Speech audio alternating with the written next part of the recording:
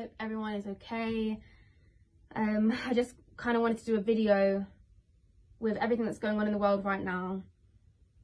Firstly, I just want to send my condolences to George Floyd's family and all the other families that have lost someone due to police brutality and racism.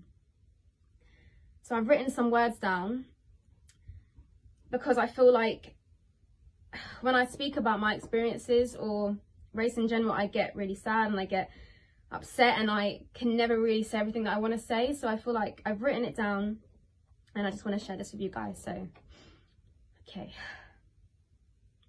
Last year, I decided to open up about being one of 4 girls in Little Mix and how my race imprinted my experiences. From that interview, some people sympathised, some said nothing, but one thing that I took from that experience is the world did not care enough about race. Since then, I have tried to use my platform to raise awareness of matters such as racism. At this moment, I feel for the first time in my life, racism is the topic of conversation. We have the world's attention. We cannot see this as a moment. This has to be a movement until the system designed to oppress us is no more and we are seen as equals to our white counterparts. This is not something that can happen overnight. Black people have been oppressed for over 400 years. 400 years later, we are seeing still our black brothers and sisters being shot down and treated with less regard than everyone else. My parents are both mixed race.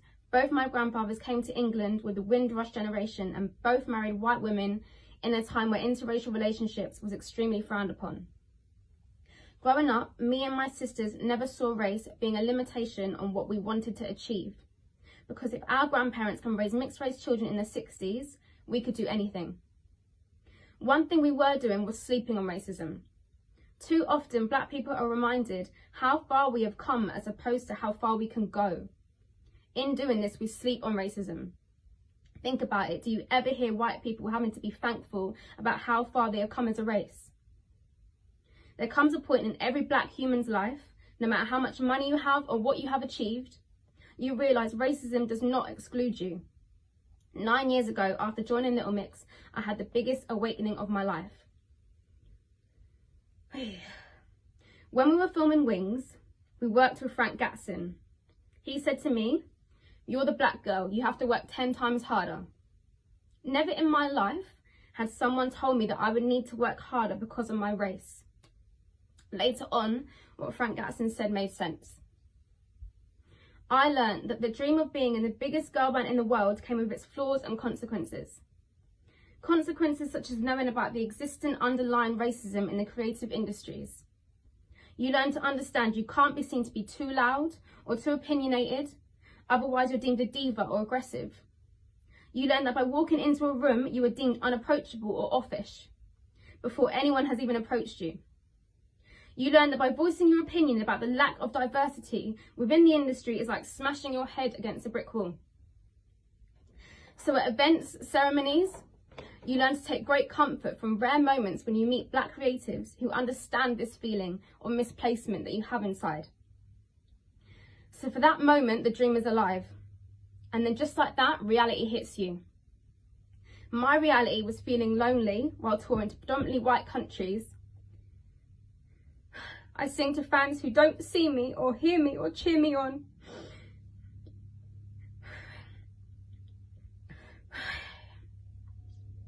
My reality is feeling anxious before fan events and signings because I always feel like I'm the least favoured.